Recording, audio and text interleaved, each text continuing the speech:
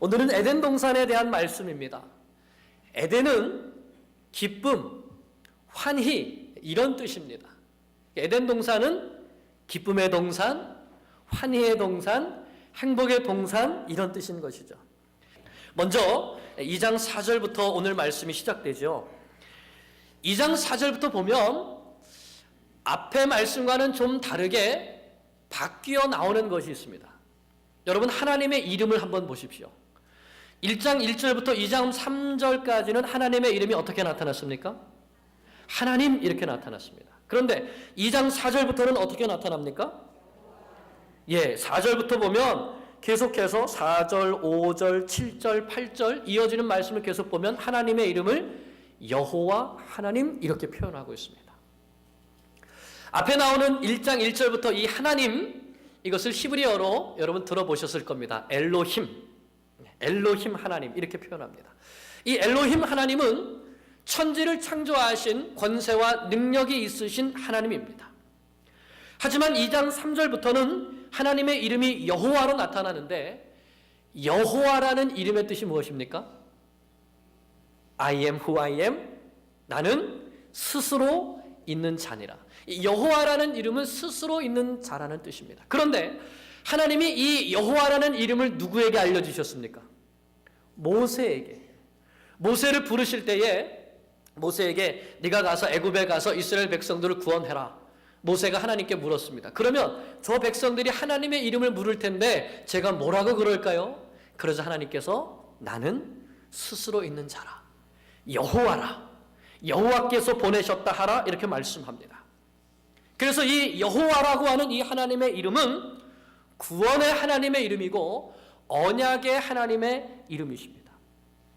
그래서 1장 1절부터 2장 3절까지는 천지 만물을 창조하신 권세와 능력의 하나님을 기록하고 있기 때문에 하나님, 엘로힘, 하나님 이렇게 표현했고 이제 2장 4절부터는 특별히 하나님께서 인간을 만드시면서 사람을 만드시면서 사람과의 관계 속에서 사람이 행복하게 살기를 원하시고 그래서 에덴 동산에 두시고 그리고 하나님께서 언약을 맺어주시는 이 말씀이 나오기 때문에 2장 4절부터는 하나님의 이름을 여호와 하나님 이렇게 표현하게 되는 것입니다. 하나님은 여호와 하나님이십니다. 오늘 우리는 여호와 하나님 이렇게 하나님의 이름을 부를 수 있습니다. 하지만 지금도 유대인들은 하나님의 이름을 여호와라고 부르지 못합니다. 신성 모독이기 때문에요. 그러나 우리는 하나님의 이름을 부를 뿐만 아니라 하나님을 아빠, 아버지라고 부를 수 있는 특권이 있습니다. 예수 그리스도 안에서 바로 그렇게 된 것이죠.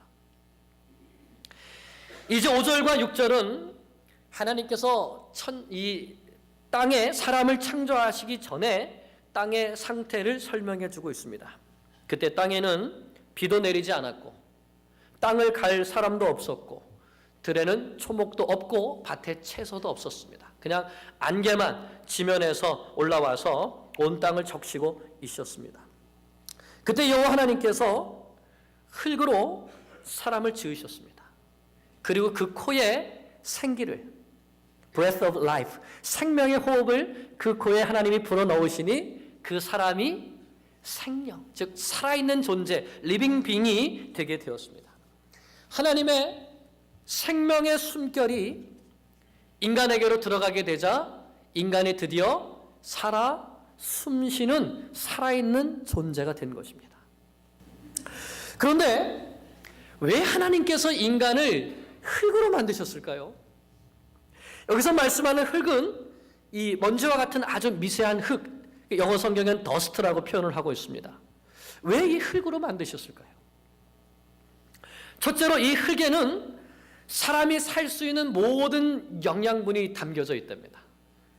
그래서 이 사람의 인체와 흙의 이 구성 요소를 보면은 같다고 그러죠. 그래서 사람은 흙에서 왔다가 다시 흙으로 돌아가게 되는 것입니다. 둘째로 흙은 연약함을 나타냅니다. 인간은 연약한 존재입니다. 작은 감기 바이러스 하나만 들어와도 콧물이 나고 열이 나고 막 그러면서 고생을 하는 것이 바로 이 인간입니다. 뭐 코끼리나 악어처럼 가죽이 두꺼워서 모기는 절대로 못 뚫는 그런 몸이었으면 좋겠지만, 작은 모기가 앵앵거리면서 이 사람의 몸을 이렇게 물어도 불편해하는 것이 바로 우리 인간의 몸인 것이죠. 그만큼 연약하다는 것입니다. 그렇기 때문에 인간은 연약하기 때문에 자신의 부족함과 연약함을 알고 누구를 의지하며 살도록, 하나님을 바라보고 하나님을 의지하며 살도록 흙으로 지으신 것입니다. 그러므로 흙덩이인 내가 오늘 이렇게 살아서 숨 쉴 수 있는 것은 누구 때문입니까? 하나님의 은혜인 것이죠. 여기서 중요한 것은 하나님께서 사람을 만드실 때 흙으로 만드시고 그 코에 생기를 호흡, 하나님의 호흡, 바람, 이것을 불어넣어 주셨다는 것입니다. 그러므로 인간의 생명의 근원은 누구입니까? 하나님이시죠. 사람의 생명은 누구에게로부터 왔습니까? 하나님께로부터 왔습니다. 아담만 그럴까요? 아니요. 이 세상에 태어나는 모든 사람은 하나님께로부터 생명을 부여받고, 그리고 하나님께서 그 생명을 거두시면 죽을 수밖에 없는 존재인 것입니다. 그러므로 반드시 사람은 생명의 근원이신 하나님을 바라보고 하나님을 섬기고 하나님을 의지하며 살아야 되는 것입니다. 하나님께서 인간에게만 생기를 불어넣어 주셨기 때문에 인간은 비로소 살아있는 존재가 되었을 뿐만 아니라 영혼을 가진 존재가 되었습니다. 하나님의 숨결과 함께 하나님의 형상을 가진 영혼의 존재로 창조된 것이죠. 그래서 사람만이 하나님과 영적인 교통을 할 수 있게 된 것입니다. 사람만이 하나님을 찾습니다. 사람만이 하나님을 믿을 수 있고, 사람만 하나님께 예배할 수 있고, 사람만 하나님께 기도할 수 있습니다. 왜 그렇습니까? 영적인 존재이기 때문에 그런 것입니다. 그러므로 우리 인간은 아무리 육적인 것이 만족된다 할지라도 그것만으로는 행복할 수가 없는 것입니다. 반드시 우리가 아무리 잘 먹고 잘 자고 잘 산다 할지라도 하나님과의 영적인 사귐이 없게 되면 모든 것이 허무하고 공허하고 결국에는 사망으로, 영원한 심판으로 끝나게 되는 것입니다. 그러므로 사람은 육체만을 위해서 살아서는 안 되는 것입니다.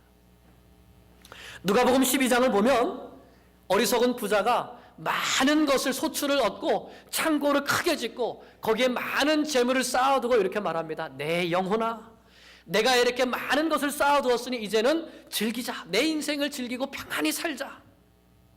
하지만 하나님께서 그날 밤에 그 생명을 찾으시면 그 쌓아놓은 것이 누구의 것이 되겠습니까?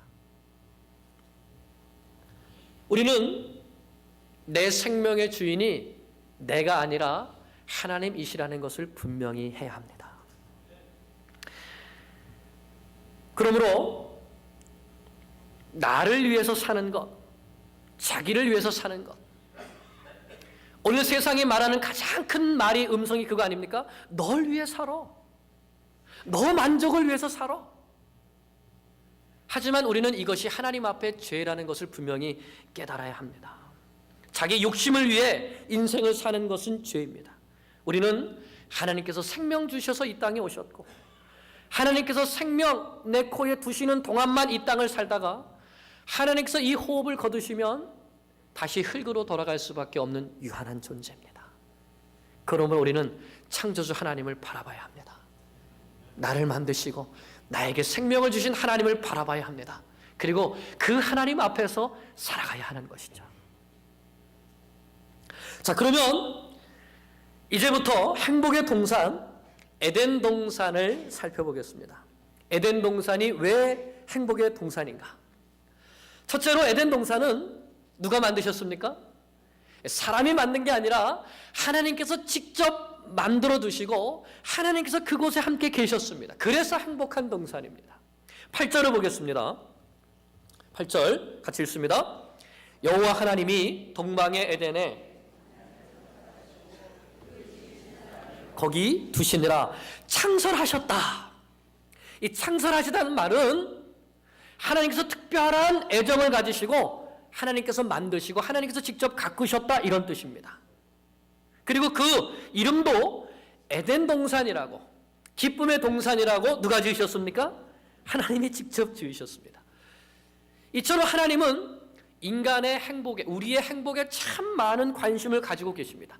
사람을 창조하신 다음에도 가장 먼저 하신 것이 사람을 복주신 것이었습니다. 오늘도 에덴 동산을 만드시고 인간을 가장 행복한 곳에 두신 것입니다. 그래서 사람은 하나님께서 두시는 곳에 살아야 행복합니다. 하나님께서 두시는 곳에 하나님과 함께 살 때 행복한 것이죠. 둘째로 에덴 동산에서는 먹는 문제가 해결되었습니다. 구절을 보면 에덴 동산에는 보기에 아름답고 먹기에 좋은 나무가 있다고 말씀합니다. 하나님께서 에덴 동산에 먹을 것을 두셨는데 보기에도 아름답고 먹기에도 좋은, 아름답고 맛있는 별의별 과일들이 거기에 다 있었던 것이죠.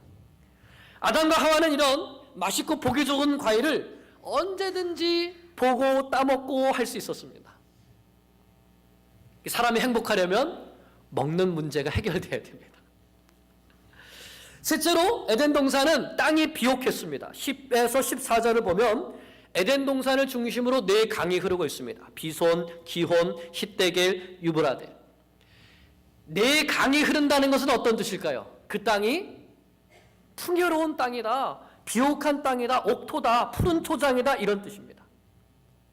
시냇가에 심겨진 나무는 시절을 쫓아서 아름다운 과일을 맺습니다. 열매를 맺습니다. 그런 것처럼 에덴은 정말 기름진 풍성한 축복의 땅이었던 것입니다. 게다가 그 땅을 보면 아름다운 보석들이 널려 있었습니다. 거기 보면 베델리엄이 있다 그러죠. 베델리엄은 진주입니다. 호마노. 그리고 그 땅에 금이 있는데 우리는 어떻게 하면 좀 14K나 18K쯤 가져볼까 그러는데 그 땅의 금은 순금, 정금이었다고 말씀합니다. 그러니까 얼마나 아름답고 좋은 땅이었습니까? 사람은 좋은 땅에 살아야 행복합니다. 넷째로 에덴 동산은 평화의 땅, 샬롬의 땅이었습니다. 에덴 동산에서 사람과 자연의 관계, 사람과 동물의 관계, 동물과 동물의 관계가 어땠을까요?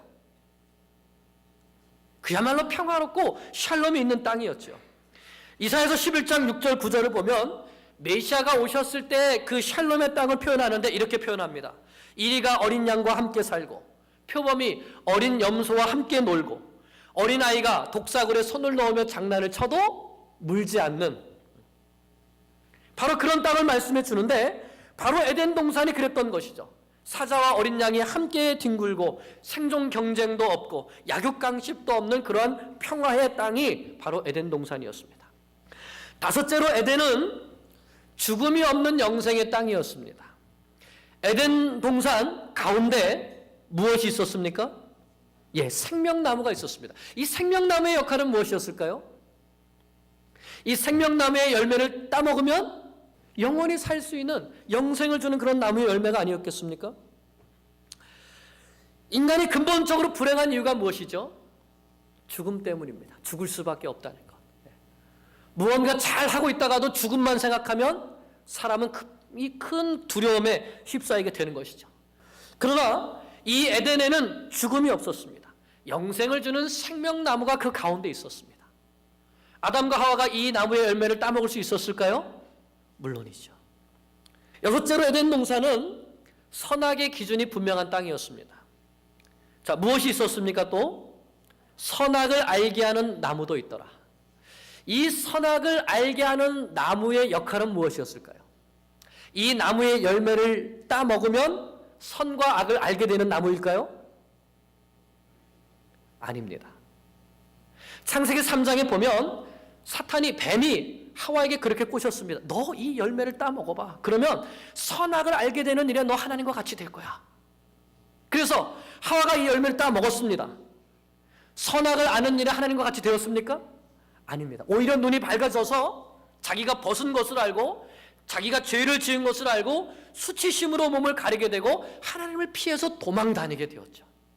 그러므로 선악을 알게 하는 이 나무는 이 나무의 열매를 따 먹으면 선악을 알게 되는 나무가 아니라 하나님 앞에서 인간이 어떻게 사는 것이 선이고 어떻게 사는 것이 악인가의 기준이 되어주는 나무였다는 것입니다. 하나님 앞에 어떻게 사는 것이 선입니까? 하나님의 말씀에 순종하며 사는 것이 선입니다. 하나님께서 이 나무의 열매를 따먹지 말라 하셨으면 그것을 따먹지 않는 것이 선인 것입니다. 무엇이 악입니까? 하나님의 말씀에 순종하지 않는 것이 악인 것이죠. 에덴 동산에는 무엇이 선이고 무엇이 악인가 분명하게 우리에게 가르쳐주는 선악의 기준이 있는 그러한 동산이었습니다. 여러분, 오늘날 우리 시대의 문제가 무엇이죠? 선과 악의 구분이 무엇이 선이고 무엇이 악인지가 모호하다는 것입니다. 오늘날 사람들이 말하는 선은 무엇입니까? 내가 하고 싶은 대로 하는 것. 그러나 성경은 그렇게 말씀하지 않습니다.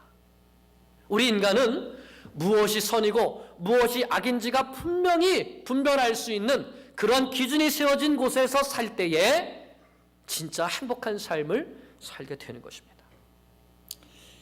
이처럼 에덴 동산은 하나님께서 만드시고 하나님께서 계시는 동산이었습니다. 그곳에는 먹는 문제가 해결되었고 그 땅은 비옥한 땅이었고 평화로운 땅이었고 선악의 문제를 분명하게 분별하는 기준이 있는 땅이었고 무엇보다도 죽음이 없는 영생의 땅이었습니다. 완벽한 행복의 동산이었습니다. 바로 그 동산으로 하나님께서 창조하신 아담을 이끌고 오십니다. 15절입니다. 같이 읽겠습니다. 여호와 하나님이 그 사람을 이끌어 아멘. 자, 이끌다 하는 이 말은 하나님께서 손을 직접 잡아서 데리고 오시는 것을 뜻합니다. 하나님께서 흙으로 아담을 만드시고 그 아담의 코에 생기를 탁 불어넣으시니까 아담이 살아 움직이는 생명이 됐습니다. 그때 하나님께서 아담의 손을 딱 잡으시고 어디로요? 야, 여긴 내가 너를 위해서 준비한 기쁨의 동산이야. 행복의 동산이야. 너 여기에서 살아. 하고 데려다 놓으신 거예요. 그리고 데려다 놓으셨을 뿐만 아니라 또 무엇을 하십니까? 뭐라고 말씀하시죠? 거기에 두시면서 그것을 에덴 동산을 경작하며 지키게 하시고, 경작한다는 것은 일한다는 뜻이고요, 지킨다는 것은 돌본다는 뜻입니다. 그러니까 하나님은 에덴 동산을 만드시고 아담으로 하여금 이 에덴 동산을 경작하며 지키게 일을 주신 것이죠. 여기서 경작하다 하는 이 말이 굉장히 중요합니다. 이 경작하다는 말이 히브리어로 아바드라고 하는 동사인데 왜 이 말이 중요하냐면 이 아바드, 일하다라는 이 동사에서 예배하다라는 뜻이 나오게 됐습니다. 하나님께서 주신 곳에서, 하나님께서 두신 곳에서 하나님께서 우리에게 맡겨주신 일, 이것을 뭐라 그러죠? 우리가 사명이라고 하죠. 이 사명을 감당할 때에 그것이 바로 예배가 된다는 것입니다. 그럼 우리는 여기에서 인간의 행복의 조건 가운데 가장 중요한 한 가지를 또 발견해야 됩니다. 그것은 무엇입니까? 사명입니다. 하나님 앞에서 사명을 감당할 때 인간은 비로소 행복한 것입니다. 하나님은 아담을 에덴 동산의 청직으로 임명하셨습니다. 아담은 에덴 동산을 잘 관리해야 돼서 그래서 과일도 때를 따라서 잘 수확하고 포도나무 가지치기도 하고 양과 염소 젖도 짜고 털도 깎아주고 굉장히 바빴을 것 같습니다. 아담의 노동은 먹고 살기 위한 노동이 아니었습니다. 왜요? 이미 하나님께서 아담이 먹고 살 모든 아름다운 보기에도 좋고 먹기에도 좋은 과일들을 이미 다 마련해 주셨습니다. 노동은 먹기 살기 위한 것이 아니라 하나님께서 주신 사명을 감당하는 것이었죠.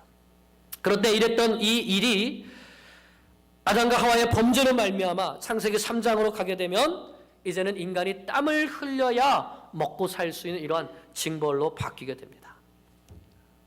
아담과 하와가 에덴 동산에 있을 때에 사탄이 있었을까요? 없었을까요? 사탄은 이미 그 전에 타락해서 있었습니다. 그러므로 여러분, 우리가 생각할 때 왜 하나님은 선악과를 만드셔가지고 그러지만 그러면 선악과가 없으면 사탄이 유혹하지 않을까요? 다른 방법으로는 죄를 짓게 하지 못할까요? 얼마든지 가능한 일이라고 우리는 생각해 볼 수 있습니다. 그러므로 하나님께서 이 계명의 말씀을 주신 이유는 인간을 구속하고 얽매여서 하나님 앞에서 이 행복하지 못하게 살도록 붙잡아 두려고 하신 것이 아니라 하나님과 사람 사이에 분명한 영적인 질서를 세우심을 통해서 하나님이 계시다는 것을 알고 우리 인간은 하나님 안에서 살아야 참 행복하다는 것을 깨닫고 그 하나님 안에서 순종하며 살도록, 악으로부터 보호받으면서 살도록 질서로 세우신 것입니다. 그러므로 우리 사람에게는 무한한 자유가 진짜 자유가 되기 위해서는 질서가 필요한 것이죠. 하나님과 나 사이에 진정한 자유를 누리기 위해서는 하나님과 나 사이에 살아있는 질서가 있어야 되는 것입니다. 하나님, 사람, 만물. 그 질서를 지키는 표시로 하나님께서 주신 것이 바로 선악을 알게 하는 나무인 것입니다. 그 나무를 통해서 하나님께서 주신 그 말씀이 아담과 하와의 속에 살아있을 때 비로소 아담과 하와는 에덴 동산에서 진정으로 행복한 삶을 살 수 있게 되는 것입니다. 그러므로 하나님의 말씀이 우리 가운데 살아있게 될 때에 우리는 진짜 행복할 수 있습니다. 우리 그리스도인들이 행복하지 못한 이유가 무엇일까요? 하나님의 말씀이 내 안에 살아있지 못하고 그 말씀에 내가 순종하지 못하기 때문이 아닐까요? 그러면 우리는 하나님의 말씀을 꼭 붙들어야 합니다. 하나님이 살아계시고 하나님이 나의 창조주이시고 하나님이 내 생명의 주인이시라는 것을 분명히 인식하고 그 하나님의 말씀에 순종하며 하나님, 사람, 만물이라고 하는 이 질서 안에서 살아갈 수 있는 그런 계명의 말씀이 있어야 됩니다. 그러면 하나님께서 선악과를 먹지 말라 하신 이 말씀 속에서 우리는 하나님 앞에 불평해야 될 것이 아니라 정말 하나님께서 우리 인간을 사랑하시는구나. 우리에게 이런 질서를 세워주시기 위해서, 그래서 이 질서 안에서 우리가 하나님 앞에서 참 자유를 누리고 진정으로 행복한 삶을 살게 하시기 위해서 이 계명의 말씀을 주셨구나 하는 것을 깨달아야 하는 것입니다. 사람은 하나님의 말씀이 그 속에 살아있을 때 진정으로 행복할 수 있습니다. 오늘은 에덴 동산의 행복의 조건을 살펴보았습니다. 에덴 동산은 하나님께서 직접 만들어 주셨고 하나님이 계시는 동산이었습니다. 그 동산에서는 먹는 문제가 해결되었고 그 동산의 땅은 아주 비옥하고 좋은 땅이었고 그 땅에는 다툼도 없고 평화로운 땅이었고 선과 악을 분명하게 분별할 수 있는 곳이었고 또 영원히 살 수 있는 완벽한 행복의 동산이었습니다. 하나님께서 아담을 그 땅으로 인도해 두셨을 때에 아담은 그 땅에서 사명을 감당하며 살았습니다. 그리고 그 땅에 살아있는 계명의 말씀을 붙들고 행복하게 살았습니다. 사랑하는 여러분, 여러분도 에덴의 행복을 누리고 싶지 않으십니까? 오늘날 그것이 가능할까요? 오늘도 에덴 동산에 사는 것처럼 그렇게 행복하게 우리가 살 수 있을까요? 대답은 예스. 예스입니다. 예스. 아멘. 그러면 어떻게 그렇게 살 수 있습니까? 예수님 안에서 그렇게 살 수 있습니다. 예수님은 우리에게 이렇게 말씀해 주셨습니다. 먼저 그의 나라와 그의 의를 구하라. 그러면 이 모든 것을 너희에게 더하여 주시리라. 이 모든 것이 무엇이죠? 먹는 것, 입는 것, 사는 것. 예수님을 믿으면서 예수님 안에서 살 때 우리는 모든 생활의 문제를 해결받게 됩니다. 뿐만 아니라 예수님은 예수님을 믿는 자가 무엇을 얻는다고 했습니까? 사람이 행복하려면 죽음의 문제가 해결돼야 된다 그랬어요. 또 내 말을 듣고 나 보내신 이를 믿는 자는 영생을 얻었고 심판에 이르지 아니하나니 사망에서 생명으로 옮겼느니라. 누구 안에 생명이 있습니까? 그러므로 예수님을 믿을 때에 예수님 안에서 우리는 이미 영생을 얻고 영생을 누리며 사는 사람들이 되는 것입니다. 또한 예수님은 진리의 말씀으로 우리에게 참 자유를 주십니다. 요한복음 8장 32절에 이렇게 말씀하셨습니다. 진리를 알지니 진리가 너희를 자유케 하리라. 무엇 안에 자유가 있는 것입니까? 진리 안에 자유가 있는 것이죠. 누가 진리이십니까? 내가 곧 길이요 진리요 생명이니. 말씀이신 하나님께서 육신이 되어서 이 땅에 오신 분이 바로 예수님이십니다. 예수님은 이 세상에서 진리의 말씀을 선포해 주셨습니다. 그러므로 예수님께서 우리에게 주신 이 진리의 말씀을 마치 선악을 알게 하는 그 나무와 같은 그런 계명의 말씀을 우리가 받고 이 말씀에 순종하면서 살 때 행복할까요? 아멘이죠. 그럴 때 우리가 복 있는 사람은 그 율법을 즐거워하며 그 말씀을 주야로 묵상하는 자라다. 그럴 때 그 사람이 신학가에 심은 나무와 같이 씨를 주사 과실을 맺는 것처럼 하나님의 말씀, 우리 주 예수 그리스도의 생명의 말씀을 붙들고 사는 자가 시냇가에 심은 나무와 같이 행복한 삶을 살게 되는 것입니다. 요한계시록 1장 3절에 이렇게 말씀합니다. 이 예언의 말씀을 읽는 자와 듣는 자와 이 가운데 기록된 말씀을 지키는 자가 복이 있다. 우리는 예수님 안에서 인생의 모든 문제를 해결받을 수 있습니다. 무엇보다 예수님 안에서 죽음의 문제를 해결받게 됩니다. 예수님 안에 들어오게 되면 하나님과 우리 사이에 질서가 바로 생기게 되고 바로 그 안에서 진리의 말씀을 붙들고 참된 행복의 삶을 살 수가 있습니다. 예수님 안에서 우리는 에덴 동산의 삶을 살 수 있습니다. 예수님이 바로 오늘 우리의 에덴 동산이 되십니다. 그러면 여러분, 이 예수님을 영접하십시오. 예수님을 마음속에 모셔드리십시오. 예수님을 영접하면 성령님을 또한 우리 안에 보내주십니다. 그러므로 이 주님과 함께 사는 그 행복한 삶을 누리면서 날마다 기쁨의 동산에 사시는 성도님들 되시기를 간절히 축원합니다. 기도드리겠습니다.